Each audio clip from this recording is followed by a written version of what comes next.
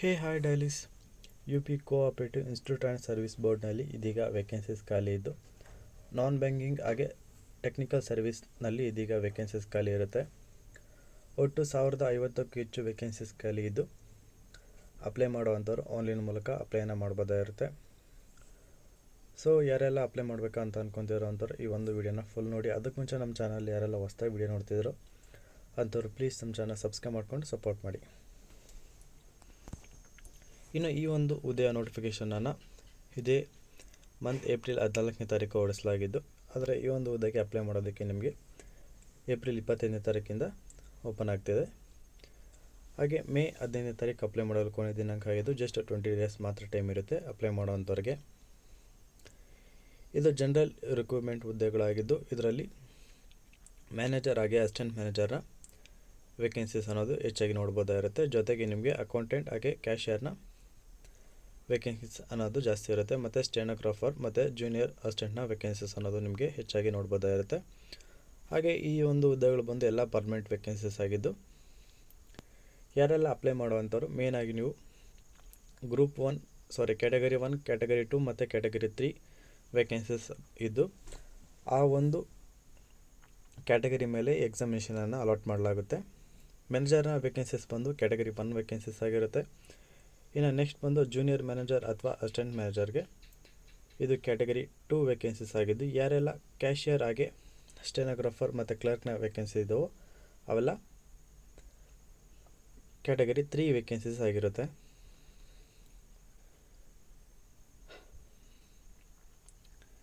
ಇನ್ನು ಇಲ್ಲಿ ನಿಮಗೆ ಯಾವ್ಯಾವ ಪ್ಲೇಸಸಲ್ಲಿ ಎಷ್ಟೆಷ್ಟು ವೇಕೆನ್ಸೀಸ್ ಖಾಲಿ ಇದೆ ಅಂತ ನೀವು ನೋಡ್ಕೋಬೋದಾಗಿರುತ್ತೆ. ವಿಡಿಯೋನ ಕ್ಲಿಯರಾಗಿ ಪಾಸ್ ಮಾಡಿ ನೋಡ್ಕೊಳ್ಬೋದಾಗಿರುತ್ತೆ. ಅದನ್ನು ಹೇಳ್ತಾ ಹೋದರೆ ತುಂಬ ಲೆಂತ್ ಆಗಿಬಿಡುತ್ತೆ. ಹಾಗೆ ಇದಕ್ಕೆ ಎಕ್ಸಾಮಿನೇಷನ್ ಕೂಡ ಇರುತ್ತೆ. ನೀವು ಪಾಸ್ ಆಗಬೇಕಾಗಿರೋದು ಒಟ್ಟು 2 ಎಕ್ಸಾಮಿನೇಷನ್ ಇದ್ದು, ಪ್ರಿಲಿಮಿನರಿ ಮತ್ತು ಮೇನ್ ಎಕ್ಸಾಮಿನೇಷನ್ 2 ಇರುತ್ತೆ. ಸೊ ಯಾರೆಲ್ಲ ಅಪ್ಲೈ ಮಾಡುವಂಥವ್ರು ಅಫಿಷಿಯಲ್ ವೆಬ್ಸೈಟ್ ಆದಂಥ www.upscisp.upscdc.gov.in ಈ ಒಂದು ಅಫಿಷಿಯಲ್ ವೆಬ್ಸೈಟ್ ಮೂಲಕವೇ ನೀವು ಈ ಒಂದು ವೇಕೆನ್ಸಿಗೆ ಅಪ್ಲೈ ಮಾಡ್ಬೋದಾಗಿರೋದು. ಹಾಗೆ ಯಾರೆಲ್ಲ ಹೊಸದಾಗಿ ರಿಜಿಸ್ಟ್ರೇಷನ್ ಆಗುವಂಥವ್ರು ನಿಮ್ಮ ಇಮೇಲ್ನ ಐಡಿ ಮತ್ತು ಫೋನ್ ನಂಬರು ಕರೆಕ್ಟಾಗಿರೋದು ನೀಡಿ. ಏನೇ ಇನ್ಫಾರ್ಮೇಷನ್ ಬಂದರೂ ಅದೇ ನಂಬರ್ ಅಥವಾ ಇಮೇಲ್ ಐಡಿಗೆ ಬರುತ್ತೆ. ಸೊ ಹಾಗಾಗಿ ಇನ್ನು ನೆಕ್ಸ್ಟ್ ಬಂದು ನಿಮಗೆ ಆಲ್ರೆಡಿ ಹೇಳಿದಾಗೆ 2 ಎಕ್ಸಾಮಿನೇಷನ್ ನೀಡಲಾಗ್ತಾಯಿದ್ದು. ಮೊದಲನೇದಾಗಿ ಪ್ರಿಲಿಮಿನರಿ, ಇದು 100 ಮಾರ್ಕ್ಸ್ಗೆ 100 ಕ್ವಶನ್ಸ್ಗೆ ಇರುತ್ತೆ. ಇದು 1.5 ಅವರ್ ಟೈಮ್ ಇರುತ್ತೆ ನಿಮಗೆ ಎಕ್ಸಾಮ್ ಕಂಪ್ಲೀಟ್ ಮಾಡೋದಕ್ಕೆ. ನೆಕ್ಸ್ಟ್ ಬಂದು ಮೇನ್ ಎಕ್ಸಾಮ್ 120 ಕ್ವಶನ್ಸ್ಗೆ 200 ಮಾರ್ಕ್ಸ್ಗೆ ಎಕ್ಸಾಮ್ ಅನ್ನೋದು ಇರುತ್ತೆ. 2 ಅವರ್ಸ್ ನಿಮಗೆ ಟೈಮ್ ಅನ್ನೋದು ಇರುತ್ತೆ ಎಕ್ಸಾಮನ್ನು ಕಂಪ್ಲೀಟ್ ಮಾಡೋದಕ್ಕೆ. ಹಾಗೆ ಇದಕ್ಕೂ ಕೂಡ ಪ್ರತಿಯೊಂದು ರಾಂಗ್ ಆನ್ಸರ್ಗೂ ಕೂಡ 0.25 ಮಾರ್ಕ್ಸ್ನ ಕಟ್ ಮಾಡಲಾಗುತ್ತೆ. ಸೊ ನೋಡಿಕೊಂಡು ಆನ್ಸರ್ನ ಮಾಡಿ. ಹಾಗೆ ಇದರಲ್ಲಿ ಮಿನಿಮಮ್ ಕ್ವಾಲಿಫೈ ಆಗೋದಕ್ಕೆ ಯಾರೆಲ್ಲ ರಿಸರ್ವ್ ಕ್ಯಾಟಗರಿ ಇದ್ದೀರೋ, ಅಂದರೆ SC ST ಇರೋವಂಥವ್ರಿಗೆ 35 ಮಾರ್ಕ್ಸ್ ಇರುತ್ತೆ. ಇನ್ನು ಉಳಿದಂಥ ಅನ್ರಿಸರ್ವ್ ಕ್ಯಾಟಗರಿಗೆ 40% ಆಗಿರುತ್ತೆ. ಇದು ಮಿನಿಮಮ್ ಕ್ವಾಲಿಫೈ ಆಗಬೇಕಾಗಿರುತ್ತೆ. ಹಾಗೆ ಅಪ್ಲೈ ಮಾಡುವಂಥ ಸಮಯದಲ್ಲಿ ಏನೇ ಎಂಕ್ವೈರಿ ಅಥವಾ ಏನೇ ಡೌಟ್ ಆದರೂ ಕೂಡ ಅಥವಾ ಏನೇ ಟೆಕ್ನಿಕಲ್ ಪ್ರಾಬ್ಲಮ್ ಆದರೂ ಕೂಡ ಇಲ್ಲಿರುವಂಥ ನಂಬರ್ ಅಥವಾ helpline.desk.upscisp. ಈ ಒಂದು ಮೇಲ್ಗೆ ನೀವು ಕಾಂಟ್ಯಾಕ್ಟ್ ಮಾಡ್ಬೋದಾಗಿದ್ದು, ಕಾಲ್ ಮಾಡೋವಂಥವ್ರು 9:30 to 6 PM ಒಳಗಡೆ ಕಾಲ್ ಮಾಡ್ಬೋದಾಗಿರುತ್ತೆ. ಇನ್ನು ನಿಮಗೆ ಕ್ವಶನ್ ಪೇಪರ್ ಅನ್ನೋದು ಹಿಂದಿ ಹಾಗೆ ಇಂಗ್ಲೀಷ್ ಲ್ಯಾಂಗ್ವೇಜಲ್ಲಿ ಇರುತ್ತೆ.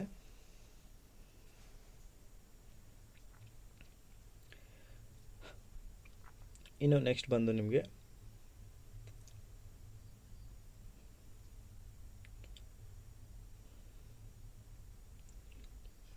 ನೀವು ಹೇಗೆ ಪರ್ಫಾರ್ಮ್ ಮಾಡ್ತಿರೋ, ಅಂದರೆ ಪ್ರಿಲಿಮಿನರಿ ಎಕ್ಸಾಮ್ನಲ್ಲಿ ಆ ಒಂದು ಆಧಾರದ ಮೇಲೆ ನಿಮ್ಮನ್ನು ಮೇನ್ ಎಕ್ಸಾಮ್ಗೆ ಆಯ್ಕೆ ಅನ್ನೋದು ಮಾಡಲಾಗುತ್ತೆ.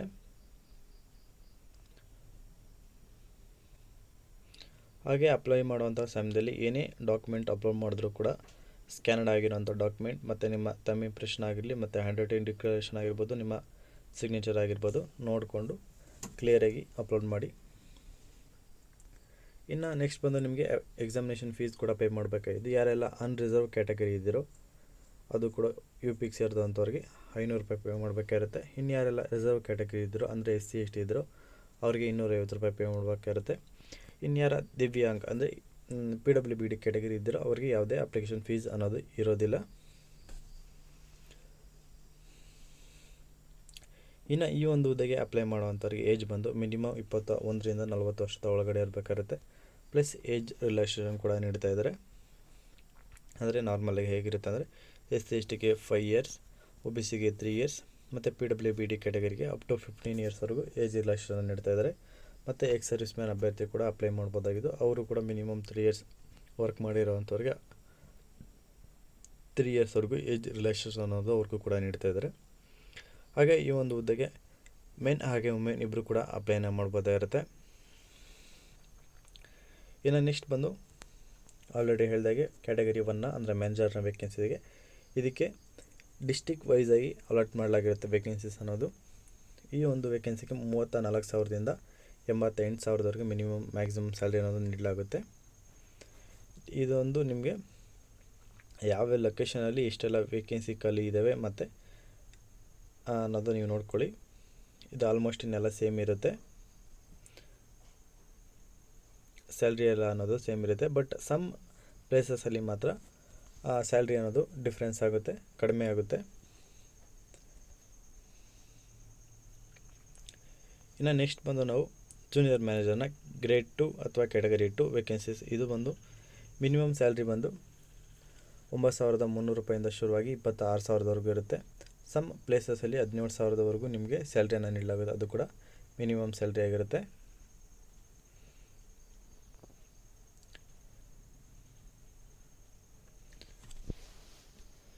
ಸಮ್ ನೋಡಿ, ಇಲ್ಲಿ ಒಂದೊಂದು ಜಾಗದಲ್ಲಿ ಏನಪ್ಪ ಅಂದರೆ ಜೂನಿಯರ್ ಮ್ಯಾನೇಜರ್ಗೆ 2,520 ರೂಪಾಯಿ ಇರುತ್ತೆ ಮಿನಿಮಮ್ ಸ್ಯಾಲ್ರಿ ಇದು. ಬಟ್ ಇದೇನು ಪ್ರಿಂಟಿಂಗ್ ಮಿಸ್ಟೇಕೋ ಅಥವಾ ನೋಟಿಫಿಕೇಷನ್ ಒರಿಜಿನಲ್ ಆಗಿರುವಂಥ ಇದೆಯೋ ಗೊತ್ತಿಲ್ಲ, ಬಟ್ ಈ ರೀತಿ ಮೆನ್ಷನ್ ಮಾಡಿದ್ದಾರೆ ನೋಡಿ. ಸಮ್ ಜಾಗದಲ್ಲಿ ಮಿನಿಮಮ್ ಸ್ಯಾಲ್ರಿ ಬಂದು 29,000ದಿಂದ ಶುರುವಾಗ್ತಿದ್ದು ಮ್ಯಾಕ್ಸಿಮಮ್ 82,000ವರೆಗೂ ನೀಡಲಾಗುತ್ತೆ. ಸೊ ಈ ರೀತಿ ಇರುತ್ತೆ. ಸಮ್ ಪ್ಲೇಸಸಲ್ಲಿ ವೇರಿಯಸ್ ಆಗುತ್ತೆ, ನಿಮ್ಮ ಎಲ್ಲಿ ಜಾಬ್ ಮಾಡ್ತಿರೋ ಅನ್ನೋ ಜಾಗದ ಮೇಲೆ ನಿಮ್ಮ ಸ್ಯಾಲ್ರಿ ಕೂಡ ಡಿಪೆಂಡ್ ಆಗುತ್ತೆ. ಇನ್ನು ನೆಕ್ಸ್ಟ್ ಬಂದು ಅಸಿಸ್ಟೆಂಟ್ ಮ್ಯಾನೇಜರ್, ಅಸಿಸ್ಟೆಂಟ್ ಕ್ಯಾಶಿಯರ್ ಅಥವಾ ಕ್ಲರ್ಕ್ನ, ಇದು ಕ್ಯಾಟಗರಿ 3 ವೇಕೆನ್ಸೀಸಲ್ಲಿ ಬರುತ್ತೆ. ಇದಕ್ಕೆ ಮಿನಿಮಮ್ ಸ್ಯಾಲ್ರಿನೇ ಬಂದು 15,000ದಿಂದ ಶುರುವಾಗ್ತಾಯಿದ್ದು. ಮಿರ್ಜಾಪುರಲ್ಲಿ ಒಟ್ಟು ನಿಮಗೆ 25 ವೇಕೆನ್ಸೀಸ್ ಅನ್ನೋದು ಖಾಲಿ ಇರುತ್ತೆ. ಮ್ಯಾಕ್ಸಿಮಮ್ 38ವರೆಗೂ ನಿಮಗೆ ಸ್ಯಾಲ್ರಿಯನ್ನು ನೀಡಲಾಗುತ್ತೆ.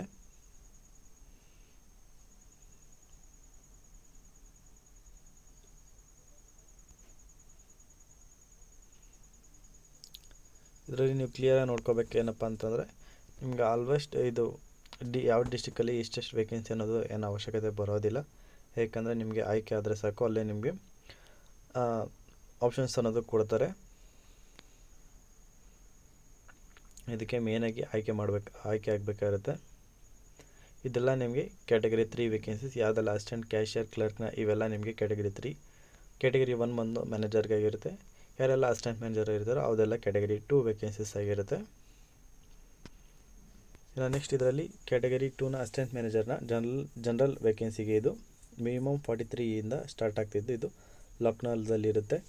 ಮ್ಯಾಕ್ಸಿಮಮ್ 89ವರೆಗೂ ಇದ್ದು 42 ವೇಕೆನ್ಸೀಸ್ ಅನ್ನೋದು ಖಾಲಿ ಇರುತ್ತೆ. ಅಸಿಸ್ಟೆಂಟ್ ಕ್ಯಾಶಿಯರ್ಗೆ ಇದು ಕ್ಯಾಟಗರಿ 3 ಆಗಿದ್ದು 24,000 ಮಿನಿಮಮ್ ಸ್ಯಾಲ್ರಿ ಆಗಿರುತ್ತೆ. ಇದು ಕೂಡ ಲಕ್ನೋದಲ್ಲಿ ಇರುತ್ತೆ. ಇದೆಲ್ಲ ಜನರಲ್ ಡ್ಯೂಟಿ ಆಗಿರುತ್ತೆ. ಅಂದರೆ ಇದರಲ್ಲಿ ಡಿವೈಡ್ ಮಾಡಲಾಗಿರುತ್ತಲ್ವ, ಬ್ಯಾಂಕಿಂಗ್ ಸೆಕ್ಟರ್ ಹಾಗೆ ಟೆಕ್ನಿಕಲ್ ಡಿಪಾರ್ಟ್ಮೆಂಟ್, ಆ ರೀತಿಯಾಗಿರುತ್ತೆ ಇದು.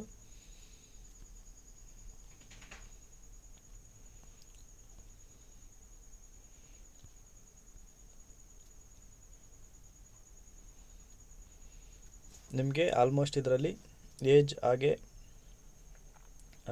ಕ್ಯಾಟಗರಿ ಇದೆಲ್ಲ ಸೇಮ್ ಇರುತ್ತೆ. ಡಿಫ್ರೆನ್ಸ್ ಏನಪ್ಪ ಬರೋದಂದರೆ ಸ್ಯಾಲ್ರಿ ಅಷ್ಟೇ ಡಿಫ್ರೆನ್ಸ್ ಬರುತ್ತೆ. ಅದು ಕೂಡ ಸಮ್ ಕೇಸಸಲ್ಲಿ ತುಂಬ ಕಡಿಮೆ ಇರುತ್ತೆ. ಇದು ನೆಕ್ಸ್ಟ್ ಬಂದು ಎಲೆಕ್ಟ್ರಿಕಲ್ ಡಿಪಾರ್ಟ್ಮೆಂಟ್ನಲ್ಲಿ ಇದು ಕ್ಯಾಟಗರಿ 3 ವೇಕೆನ್ಸಿ ಆಗಿದ್ದು ಮಿನಿಮಮ್ ಸ್ಯಾಲ್ರಿ ಬಂದು 35 ಶುರುವಾಗುತ್ತೆ. ಇದು ಕೂಡ ಲಕ್ನೋದಲ್ಲಿರುವಂಥ ವೇಕೆನ್ಸಿ ಆಗಿದ್ದು ಒಟ್ಟು ನಿಮಗೆ 7 ವೇಕೆನ್ಸೀಸ್ ಅನ್ನೋದು ಖಾಲಿ ಇರುತ್ತೆ.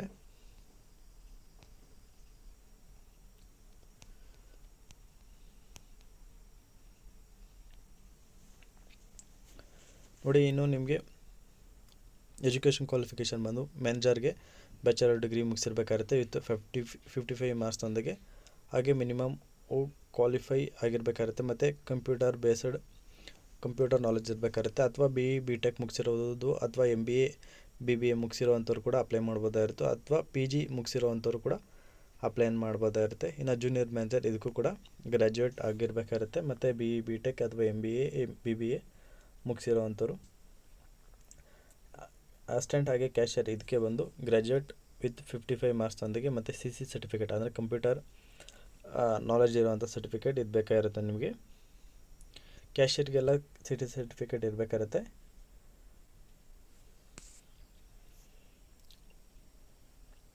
ಇನ್ನು ಅಕೌಂಟೆಂಟ್ ಇದಕ್ಕೂ ಕೂಡ ಬ್ಯಾಚುಲರ್ ಡಿಗ್ರಿ ಮತ್ತು ಕಂಪ್ಯೂಟರ್ ಆಪರೇಟರ್ನ ನಾಲೆಜ್ ಇರಬೇಕಾಗುತ್ತೆ. ಇದೆಲ್ಲ ನಿಮಗೆ ಗ್ರ್ಯಾಜುಯೇಷನ್ ಅಥವಾ BBA MBA ಮತ್ತು PG ಮತ್ತು BE BTech ಈ ರೀತಿ ವೇಕೆನ್ಸೀಸ್ ಆಗಿರುತ್ತೆ, ಎಲ್ಲ ಮಿಕ್ಸ್ ಇರೋದ್ರಿಂದ ಇದು. ಮತ್ತು ನಿಮಗೆ ಇದರಲ್ಲಿ ನಿಮಗೆ ಕಂಪ್ಯೂಟರ್ನ ನಾಲೆಜ್ ಇರಲೇಬೇಕಾಗಿರುತ್ತೆ. ಇವೆಲ್ಲ ನಿಮಗೆ ಸ್ಟೆನೋಗ್ರಾಫರ್ನ ವೇಕೆನ್ಸೀಸ್ ಆಗಿದೆ. ಇದು ನಿಮಗೆ ಕಂಪ್ಯೂಟರ್ನ ಟೈಪಿಂಗ್ ಟೆಸ್ಟ್ ಕೂಡ ಮಾಡಲಾಗಿರುತ್ತೆ. ನಿಮಗೆ 40 ವರ್ಡ್ಸ್ ಪರ್ ಮಿನಿಟ್ಗೆ ಸ್ಪೀಡ್ ಇರಬೇಕಾಗಿರುತ್ತೆ ಸ್ಟೆನೋಗ್ರಾಫರ್ಗೆ. ಇವಾಗೆಲ್ಲ ಕ್ಯಾಶಿಯರ್ಗೆಲ್ಲ ಅವಶ್ಯಕತೆ ಇರೋದಿಲ್ಲ. ಕ್ಯಾಶಿಯರ್ಗೆ ನಿಮಗೆ ಜಸ್ಟ್ ನಿಮ್ಮ ಕಂಪ್ಯೂಟರ್ ನಾಲೆಜ್ ಇದ್ದರೆ ಸಾಕು. ಬಟ್ ಸ್ಟೆನೋಗ್ರಾಫರ್ಗೆಲ್ಲ ನಿಮಗೆ ಸ್ಪೀಡ್ ಟೆಸ್ಟ್ ಇರುತ್ತೆ. ನಿಮಗೆ ವರ್ಡ್ಸ್ ಬಂದು ಹಿಂದಿ ಅಥವಾ ಹಿಂದಿ ಲ್ಯಾಂಗ್ವೇಜಲ್ಲಿ ಇದು ಹಿಂದಿ ಆದರೆ 30 ವರ್ಡ್ಸ್ ಇರಬೇಕಾಗುತ್ತೆ, ಇಂಗ್ಲೀಷ್ ಆದರೆ 40 ವರ್ಡ್ಸ್ ಇರಬೇಕಾಗುತ್ತೆ. ಟೈಪ್ ಸ್ಪೀಡ್ ಬಂದು ಪರ್ ಮಿನಿಟ್ಗೆ. ಯಾವೆಲ್ಲ ಅಸಿಸ್ಟೆಂಟ್ ಮ್ಯಾನೇಜರ್ ಇದೀವೋ ಅವೆಲ್ಲ ನಿಮಗೆ ಜಸ್ಟ್ ಗ್ರ್ಯಾಜುಯೇಷನ್ ಮುಗಿಸಿದ್ರೆ ಸಾಕು. ಇನ್ನೆಲ್ಲ ಯಾವುದೆಲ್ಲ ಮ್ಯಾನೇಜರ್ ಇದು ಅದಕ್ಕೂ ಕೂಡ ಗ್ರ್ಯಾಜುಯೇಷನ್ ಅಥವಾ PG MBA BBA ಈ ರೀತಿ ಮುಗಿಸಿರ್ಬೇಕಾಗುತ್ತೆ, ಕಂಪ್ಲೀಟ್ ಮಾಡಿರಬೇಕಾಗುತ್ತೆ ನಿಮ್ಮ ಎಜುಕೇಷನ್ ಅನ್ನೋದನ್ನು. ಇನ್ನು ನೆಕ್ಸ್ಟ್ ಇವೆಲ್ಲ ಫಾರ್ಮೆಟ್ನ ಸಾಫ್ಟ್ ಕಾಪೀಸ್ ಆಗಿದ್ದು. ನೆಕ್ಸ್ಟ್ ಇದರಲ್ಲಿ ನಿಮಗೆ ಕಂಪ್ಯೂಟರಲ್ಲಿ ಇರುವಂಥ ಸಬ್ಜೆಕ್ಟ್ಸ್ ಯಾವೆಲ್ಲ ಅಂತ ನೆಕ್ಸ್ಟ್ ಇನ್ನೊಂದು ಪೇಜಲ್ಲಿದೆ, ತೋರಿಸ್ತೀನಿ ನೋಡಿ. ಇದು ಬಂದು ನಿಮಗೆ ಪ್ರಿಲಿಮಿನರಿ ಎಕ್ಸಾಮಿನೇಷನ್ ಅಂದರೆ 1.5 hour ಇದೆಯಲ್ಲ, ಆ ಎಕ್ಸಾಮಿನೇಷನ್ಗೆ ನ್ಯೂಮೆರಿಕಲ್ ಅಬಿಲಿಟಿ ಮತ್ತು ರೀಸನಿಂಗ್ ಅಬಿಲಿಟಿ ಕ್ವಶನ್ಸ್. ಇದು ನಿಮಗೆ ಪರ್ ಸಬ್ಜೆಕ್ಟಲ್ಲಿ 35 ಕ್ವಶನ್ಸ್ ಅನ್ನೋದು ಇರುತ್ತೆ. ಇದು 1 ಮಾರ್ಕ್ಸ್ಗೆ ಕ್ವಶನ್ಸ್ ಆಗಿರುತ್ತೆ.